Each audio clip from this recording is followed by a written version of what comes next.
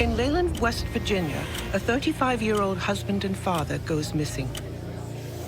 Later, under cover of darkness, 3 young boys dig a hole in their backyard. Are they trying to hide something? Or reveal a deep, dark secret? Whatever it is, it's going to stretch their endurance to the limits before they're done. In just 1 hour, a case will be revealed that is far stranger than fiction. Strange enough to change this town forever.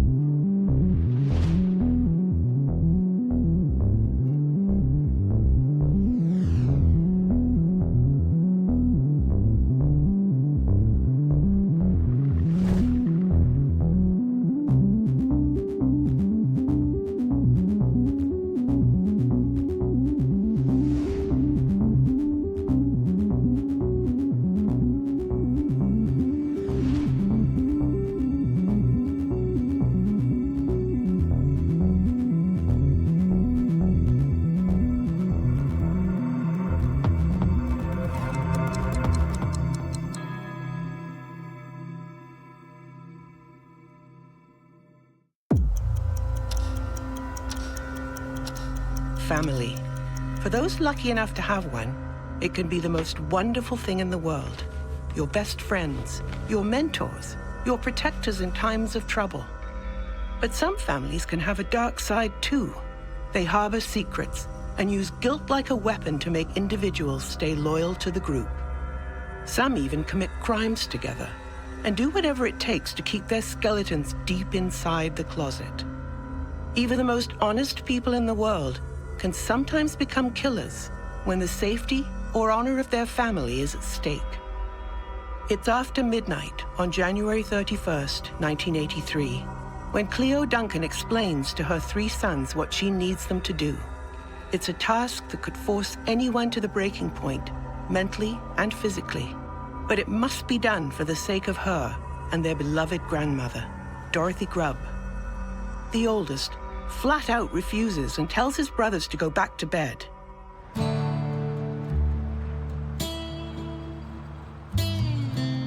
In 1983, Leyland, West Virginia was a quaint community of just over 300 people set on historic Highway 41. A mountain town where they enjoy family, friends, and faith. Like many West Virginia towns, mining and mining culture are a very big part of this community. The Leyland mine exploded in 1915, killing 112 men and trapping many more underground. Leyland has a plaque and a ceremony every year to honor the lost and remember the survivors. Leyland is a small town that's way off the beaten trail.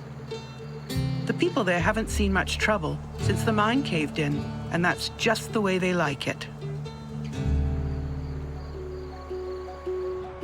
Leyland is nestled in the tranquil countryside of West Virginia.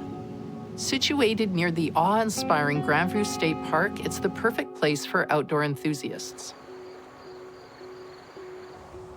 For a single woman with 3 boys, it isn't easy to meet someone. Everyone knows everyone, and to have a second chance at a relationship can be tough in these small communities. Cleo meets James, and she's able to imagine a father for her boys and a new future. They fall in love and decide to get married. The newlyweds move into a small house of their own. Dorothy, Cleo's mother, lives next door. Cleo and the boys love having their grandmother right next door. Both Cleo Duncan and Dorothy Grubbs were very well liked in their communities. Dorothy is known for throwing large dinner parties and being an active member of the Leyland Baptist Church.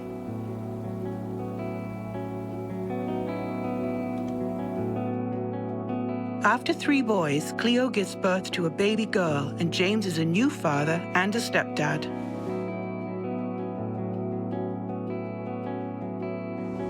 Leyland is a small town and has a very high unemployment rate at this time. It's tough to make a living. And of course, having a new baby and 3 growing boys is always expensive. This, however, does not stop James from traveling to Mount Hope, 17 miles away, to a bar where he's known to have a few drinks. Without job prospects, this is James' one place he can go to enjoy himself.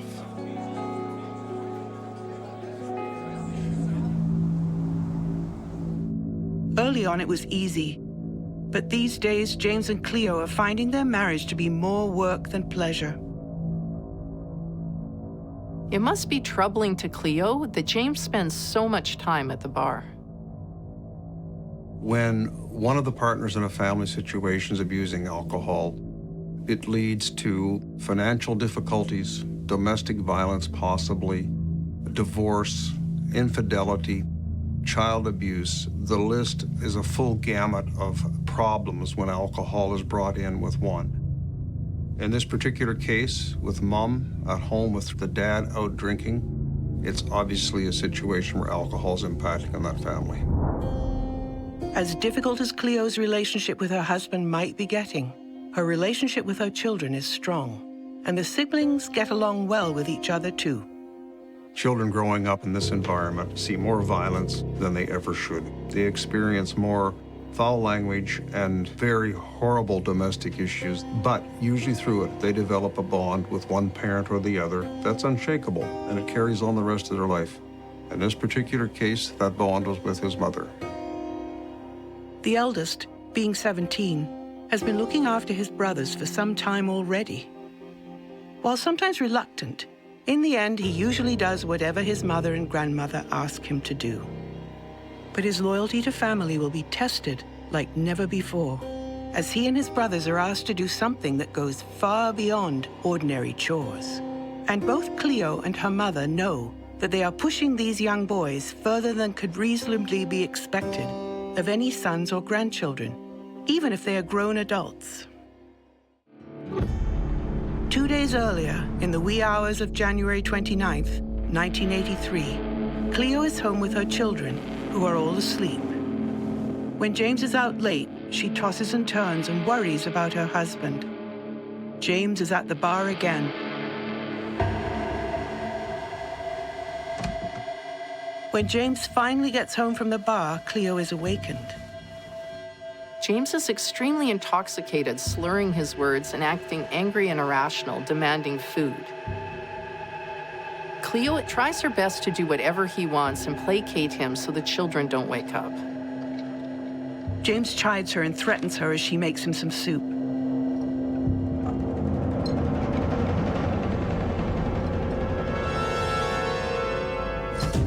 James explodes after tasting the soup, saying that it's cold.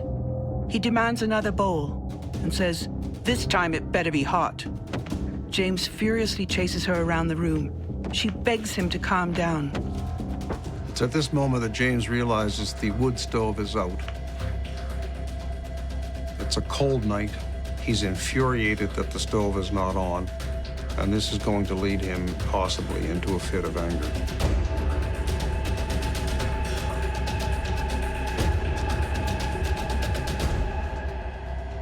The sound of the fight wakes up the 17-year-old. He's familiar with the sound.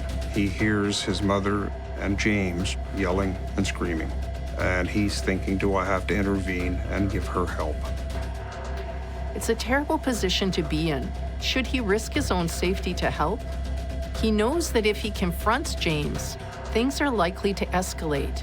But how can he protect his mom, his baby sister, and his little brothers if he does nothing? He bravely goes towards the fight.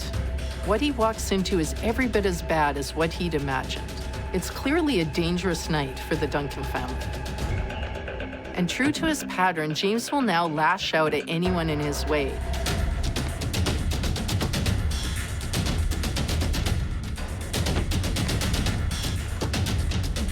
When he's not able to fight him off, he tries to run out of the house. James is too fast and too angry, and he drags the eldest son back into the house. Next door, Dorothy Grubb, who's Cleo's mother and the children's devoted grandmother, wakes up to screaming. With her mother's instincts kicking in, she runs next door to see what's going on. They are frantic as they fight for their lives, brawling with James. They fight to protect the children from the violence in their home. Cleo and her eldest son desperately search for a weapon to defend themselves. Cleo knows there's a gun in the house. Can she get to the gun in time to stop James? James menaces Cleo with a knife. By this time, James has woken up the whole family. He's blaming them for the situation, blaming them for his anger, blaming the children. It's typical for a man or a woman who has an alcohol problem to blame everyone around them but themselves. This is classic abuse. Blame everybody else, take no responsibility on yourself. This family has learned to weather the storm, but this type of continuous trauma day after day can cause permanent psychological damage.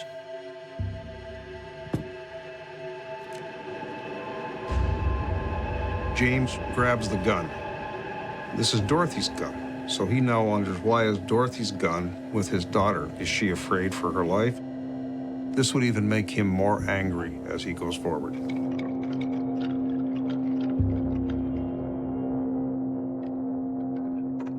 It's very common to have a firearm in your home, whether it's a handgun or a rifle, whether it's for protection or hunting.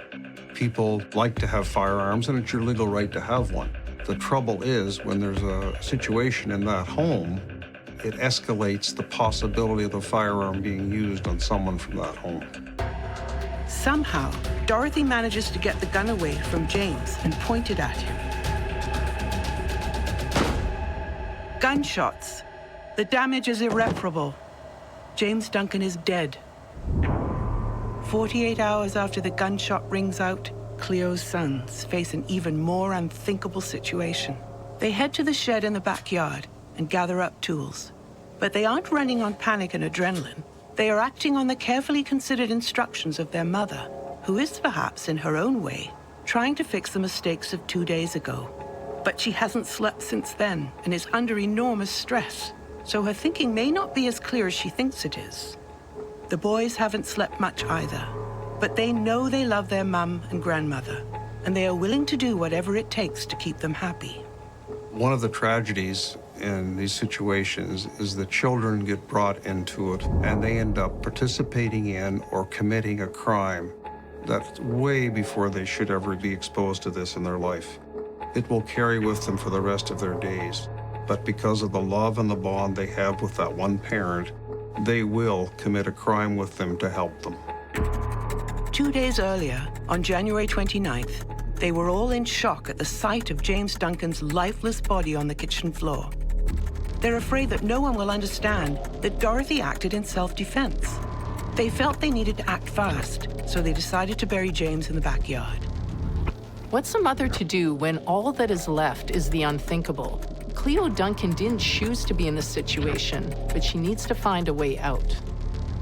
In a desperate effort and against her better judgment, Cleo enlists the rest of her family to help deal with James' body. Now, only 2 days later, Cleo regrets her hasty decisions and wants to make things better somehow, and she needs her sons to help her. On the morning of the murder, Cleo and her family drive her husband's truck up a hill overlooking the river. Their plan is to push it over the edge so it looks like a drunken James got into an accident. Unfortunately, the truck becomes stuck and they are unable to get it into the river. They decide to leave it where it is. On the way back, Dorothy discovers that she has locked the keys in her car. Well, this couldn't happen at a worse time. So when people are extremely stressed, it's not uncommon for things like this to happen. Memory loss, forgetting little things that you would ordinarily remember, that's pretty typical. In a case like this where you're under so much stress, even the smallest thing, like locking your keys in your car, can become a really big deal. Now you have to remember, this is before cell phones.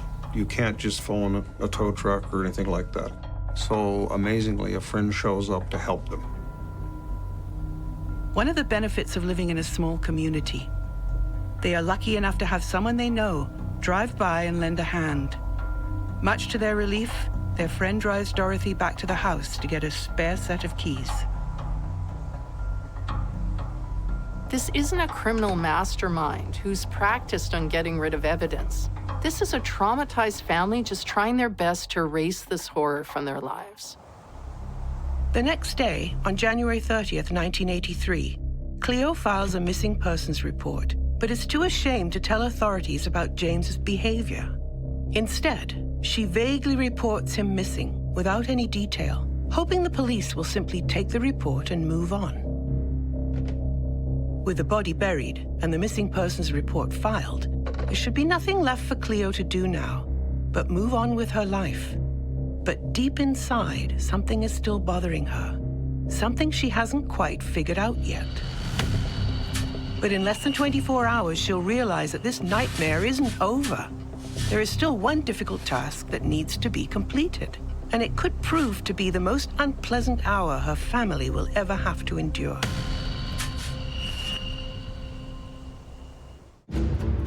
Beautiful Leyland, West Virginia has seen tragedy. Cleo and her growing family have made it their home. They only want peace and a happy life. Tonight, that peace proves hard to find as they are about to be wrapped up in one of the most shocking cases these country folk have ever seen. After burying James in her backyard during the wee hours of January 29th, Cleo dumps his truck near the river later on the same morning. The next day, January 30th, she reports her husband missing. But this is just the beginning of an attempted cover-up gone wrong. Even though 48 hours have gone by since the fateful night, Cleo and Dorothy are still in shock from the murder. Cleo is having a hard time dealing with the fact that James's dead body is buried just a few feet away in the backyard. Dorothy's deep faith is shaken and turns to the only source of guidance she knows in hopes it will help her family survive this crisis. Dorothy, who is such a strong member of her church, who's never hurt anyone before, went out on a limb to save her family, and now they have to save her. Meanwhile, police take Cleo's missing report very seriously, as this is a big deal in their quiet town. Even though James is only missing at this point, they can't help but remember a time not long ago when men who went missing in this area turned up dead. Unfortunately, it reminds them of a serial killer that traumatized this area years earlier and then vanished. The Mad Butcher remains one of West Virginia's unsolved mysteries. In the 1960s, 7 people went missing in Fayette County. Later, their body parts were found in the mountains. They don't know whether these Mad Butcher killings were one or more persons. They were all men, all were hitchhiking, and all were dismembered. There's not much information about this case, but no one was ever convicted. Investigators now wonder if the disappearance of James could somehow be related. Could the same killer be back after all these years? Pushing that thought out of their minds, police begin by asking around town to see if anyone knows anything about the whereabouts of James Duncan. Police are always essentially working against the clock. Every hour that passes is critical to solving these cases and getting information. In this case, you've heard the 48-hour window. If it doesn't happen in that 48 hours, everything decreases. People's memories fade, witnesses move, they disappear, evidence is destroyed. All of these things happen within that first window of time. So it's so important to get what you can in that first sequence of events within 48 hours. In a case like this, it's really important that the police make sure they talk to everyone, even someone who may have seen part of this crime and not be aware that the information they have is super important. One detail that police seem to hear a lot is that James liked to spend most of his spare time drinking in a bar in Mount Hope. It's not a lot to go on, but it comes up so often that investigators decide that it's one detail they have to follow up on. Cleo becomes haunted by the idea that James is buried so close and feels like she owes him a proper burial. She convinces her family that if they put him in the river, he'll be found by police and they can begin to move on. the grisly job falls to Cleo's sons to dig up James Duncan's body. It's hard work, and the boys are nervous that someone is going to come along and see what they're doing. But they want to help their mum and their grandmother. It's disturbing that yet again, the children are asked to do something so awful. The need to protect someone we love can often justify the craziest things, and children especially often feel compelled to do whatever they can to protect their parents. The emotional brains of children are underdeveloped compared to an adult. It'll take some time for them to develop the ability to make good decisions. When children live their daily lives exposed to trauma, abuse, violence, those types of things, other extreme actions can seem normal to them, almost desirable in some instances. For Cleo, it's difficult to watch her sons struggling with this horrendous task.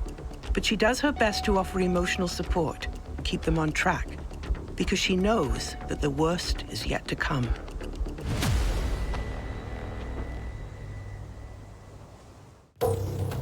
James Duncan is reported missing by his family. Police are on the hunt to find James, not knowing his body is actually buried in his own backyard.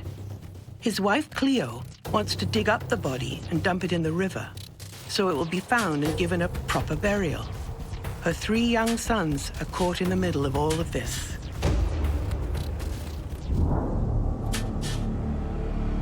Dorothy feels the worst about what her grandsons are being put through. After all, she's the one who shot their stepdad. She does her best to ease their struggle. Every family has secrets, but some secrets are more harmful than others. But when family secrets are toxic, such as hiding addiction, abuse, or neglect, it creates a web of lies. And when children are tasked with hiding these lies, it becomes a huge burden for them to carry. Investigators go to a bar in Mount Hope, which is roughly 27 miles east of Leyland. They know that James spends a lot of time there and hope they will learn more about his possible whereabouts. Because of the background James has, when you have to do an investigation, you go to the source of where he's likely to have been.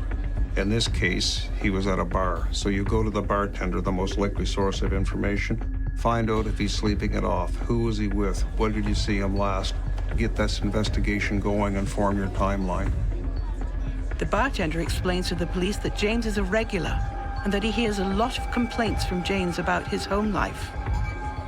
The police realize Cleo has left some important details out in the police report about the night James went missing. When making her report, Cleo fails to mention that James is out drinking the night he goes missing. But more significantly, she doesn't tell the police that James is abusive to her and the kids, and that their relationship is in serious trouble.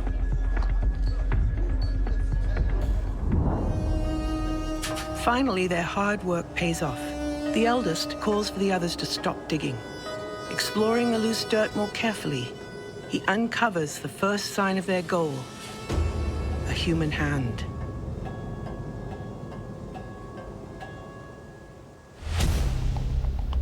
Less than 24 hours before, investigators come by the house to update Cleo on the search for her missing husband and to ask her a few more questions. The fact that she hasn't told them about how bad her relationship with James is makes her look somewhat suspicious to them. They wonder if she knows more about his disappearance than she's saying.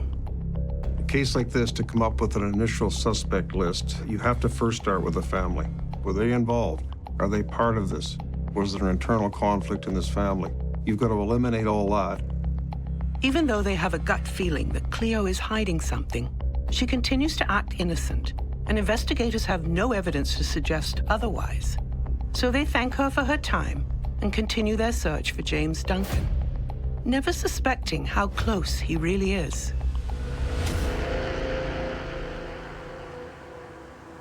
This moment is a culmination of a very stressful period for Cleo's sons. The stress becomes unbearable. How long can they keep this terrible secret? The boys' fears are intensified when the police start coming around and even the neighbors start asking questions. They can't help but wonder, What do the people around them know? If you're not a hardened, bloodthirsty criminal, it plays on your mind. You can hide the body. You can do all sorts of things to cover up the fact that you committed the murder. But in your mind, you know you killed someone, and it chews you up. It eats away at you, and eventually something has to pop. Inside the house, Dorothy makes tea and tries to calm her nerves. She wonders if she could have done something differently, but has no idea what. Dorothy realizes that if they throw the body in the river and police find him, they could match the bullet in his chest to Dorothy's gun. She must get rid of the bullet. Dorothy gathers the tools she might need to retrieve the bullet from her son-in-law's body.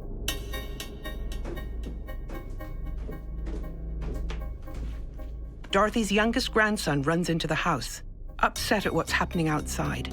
He tells her about seeing the lifeless arm in the dirt. She does her best to comfort him before sending him back out to help his brothers and mother. He notices that his grandmother has prepared a table with knives, a saw, and garbage bags. Dorothy locks eyes with her grandson, both realizing how disturbing this is. Dorothy tells him to get back to work. Duncan's abandoned truck was found along an embankment close to the river. Half expecting to find James inside the truck, sleeping it off, they are disappointed to discover that it is empty. Fearing misadventure, that perhaps he wandered down to the riverbank drunk and fell in, authorities drag the river in an attempt to locate the body.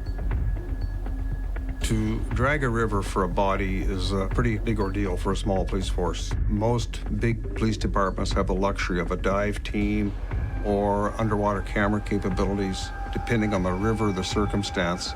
The old method of recovering, and still used today, is a dragging hook, which is treble hooks on a metal bar, 10 feet long, and you drag it along the bottom of a river till you hook something. The drawback in dragging is that it is extremely time-consuming, and if you don't have a tight range where you're looking, this is not productive. When a body's been submerged in water for a length of time, the police are racing to get it out of there before any evidence that's potentially on that body can be removed. Bodies become macerated and spongy, the skin breaks down in the water. The skin can be dragged over rocks, and clothing and other items that might help the police find a killer can be washed away.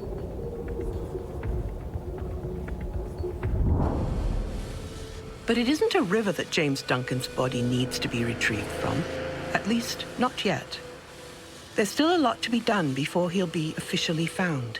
And a very intense hour of activity continues, barely more than halfway over.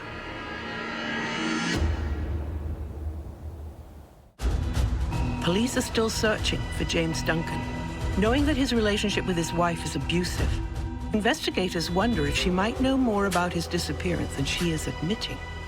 Cleo, her mother Dorothy, and her 3 sons all know the truth about James's whereabouts, but they plan to dump him in the river where he'll be found and given a decent burial.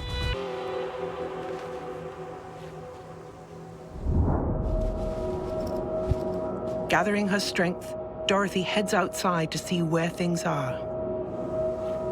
Horrified by what she sees, Dorothy watches as her daughter and grandsons pull the rotting body of James Duncan from the ground. Dorothy feels terrible for what she's done, and now it is making her family suffer.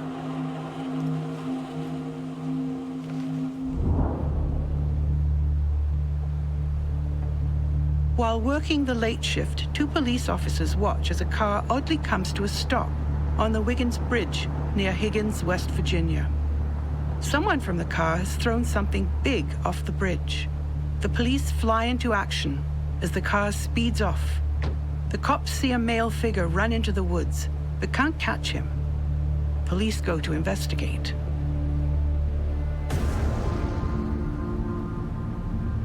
They find the body of James Duncan with his foot tangled in the superstructure of a bridge. His body's hanging over the water, and he appears to have been disemboweled. Disembowelment is a type of mutilation that occurs when somebody's opened up your body cavity and basically torn away the structures inside. The gruesome display makes some investigators flashback to the unsolved mad butcher murders of the 1960s. Could he have come out of retirement after 20 years? It seems like a long shot, but anything is possible.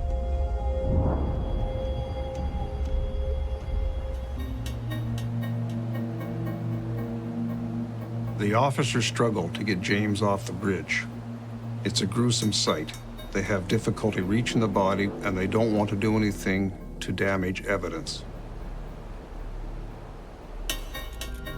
When they find James Duncan's body, they realize that his chest cavity's been opened and his heart and lungs have been removed.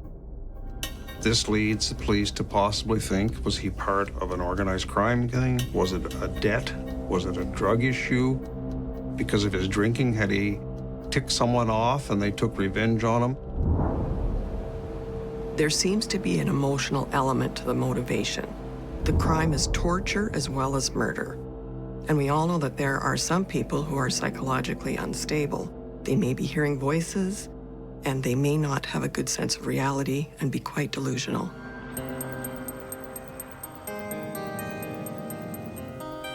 The community is terrified. After all, this isn't a barroom brawl or a shooting. This is a mutilation. People don't know how to handle this. A tragedy of this nature destroys the feeling that a small town has of safety and mid-America. This is a great place to live, we're happy, there's no crime here. When something like this happens, it shakes the community to the roots. Officers go to tell the family the body has been discovered. This is no longer a missing persons case. It's now a murder investigation. And as such, the questions for Cleo get more serious. Police now have suspicions that this isn't exactly what they initially thought. Is Cleo hiding something that happened at home? They don't know. But they're going to have to look closely at the home situation to ascertain what really happened the night he was killed. The police need all the facts, and Cleo appears to be holding back. When you have to go back in a case and interview family members, it's very difficult. You found things that probably indicate they may know more than they're telling you. They're trying to protect the reputation of their loved one. They could be trying to protect someone in the home. Who knows what they're trying to protect?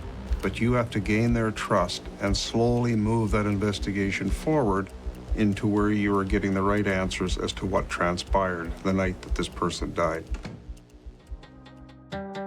Police must interview every family member several times and speak to everyone in town.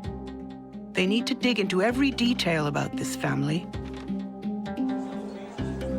Some locals are happy to talk about their suspicions.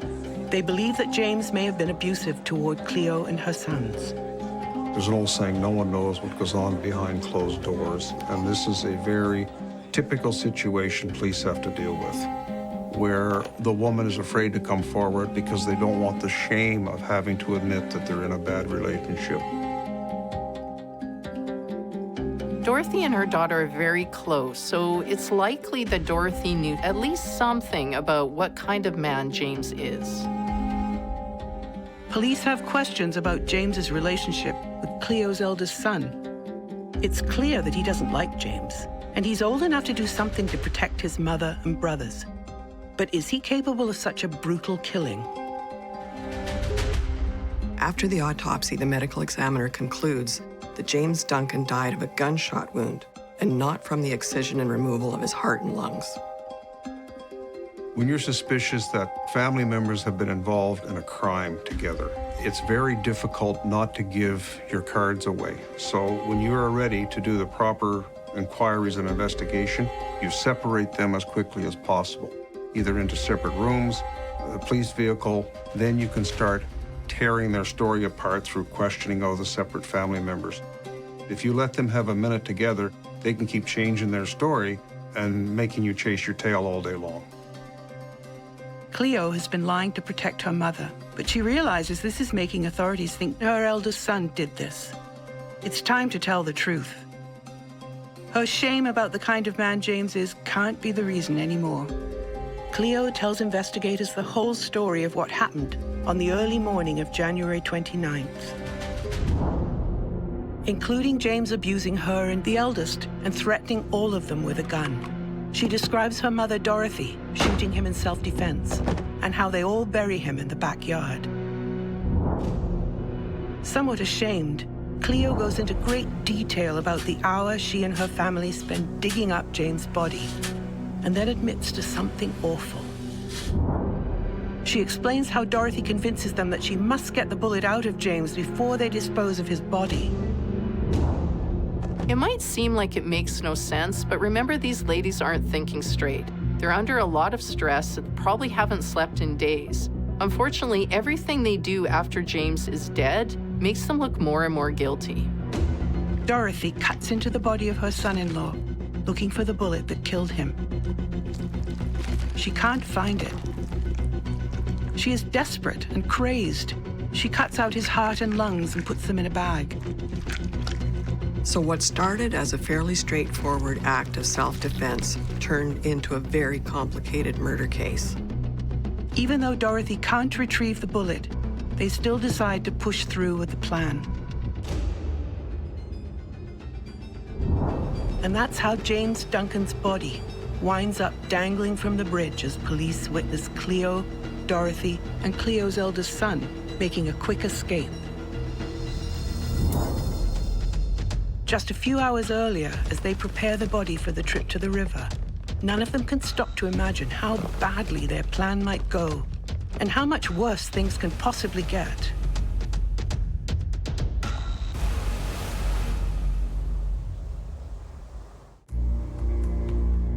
Investigators have now heard the complete story of James Duncan's final hours from his wife, Cleo. All that remains is for those involved to face the consequences. As their hour-long ordeal draws close to an end, Dorothy, Cleo, and her sons wrap up the body of James Duncan, minus his heart and lungs, and prepare to move him to the river. Even though the bullet is still inside him, they hope that when he is found, his death will be ruled an accident, the result of stumbling into the river while intoxicated. Less than a day after their ill-fated attempt to dispose of the body, Dorothy Grubb, Cleo Duncan, and Cleo's eldest son are arrested for murder and unlawful disinterment. Dorothy and Cleo confess to the murder of James Duncan. James's 17-year-old stepson is also charged with murder and placed in the State Juvenile Detention Center in Princeton. James Duncan terrorized his wife and his young family for the last time. Although many people feel that this is clearly self-defense, the lying and the covering up and involving the children is not as cut and dried. Cleo Duncan is tried on 2 counts, 1 charge of murder, 1 of unlawful disinterment. Cleo and Dorothy are allowed to remain free until the trial. Cleo's trial is first. Cleo is acquitted on the murder count by the Fayette County jury, but found guilty of unlawful disinterment of a body. Fayette County Circuit Judge J. Zane Summerfield states that he has taken into consideration the brutality of the act, the fact that Cleo lied, and that she involved children in the cover-up. For that, he sentences Cleo Duncan to between 2 and 5 years at the West Virginia State Prison for Women. The court did show some mercy, but they do have to be punished for the disinterment of James' body. Cleo spends one night in the county jail, and Judge Summerfield decides to let her go, release her. Some might see her as a victim, some might see her as an accused. Some will say she's lucky that she got out of jail in one day. Law enforcement views her as a convicted criminal, and that's how we have to accept things in the judicial system. Cleo's lawyer's remarks about James Duncan in court were fairly shocking. He states in court, Mr. Duncan was as mean in death as he was in life, refusing to fall into the river and catching his foot on the structure of the bridge. Cleo appeals her sentence, But the jury's judgment was upheld. Fortunately for Cleo, the judge then suspends her sentence, and she is able to go home. Judge Summerfield actually says, "Your children need you." It seems that he understands how abusive James was and that Cleo had no other choice. Dorothy Grubb does not go to trial. She pleads guilty to the manslaughter and to unlawful disinterment. Dorothy's sentence is 2 to 5 years for disinterment of a dead body and 1 to 5 years for voluntary manslaughter. So the judge suspends their sentences to 55 days served, and then they're let go. Because so much effort's put into solving these cases, you beat yourself up day and night, the police department, the individuals. We do not like it when the case gets a soft ending like this. But that's how justice is. We have to accept it. It's that hour we dread when the judge makes a decision we don't like, but it's an hour we have to live with because we're police officers and we're paid to serve the community and the court. Even Dwayne Tinsley, the prosecutor, says prosecutors would not fight the probation plea. It seems nobody wants these women to suffer more than they already have. Cleo's eldest son served time for his part in the cover-up, then went on to be arrested repeatedly over the next few years. It must have seemed like the nightmare was almost over when Cleo, Dorothy, and Cleo's eldest son loaded the body of James Duncan into the trunk of their car and left. And for some, it may have been. In the house with his baby sister in his arms, Chloe's youngest son watches as they drive off with James's body in the trunk. And in the final seconds of the most traumatic hour of his life, he took comfort in the fact that this little girl would never have to live with the kind of trauma and abuse that the rest of the family had. The people of Leyland, West Virginia, understand the scars of the past do not fade with the future. To see Cleo and Dorothy break the cycle of violence and forge a kinder future for their children gives everyone in this family a chance for peace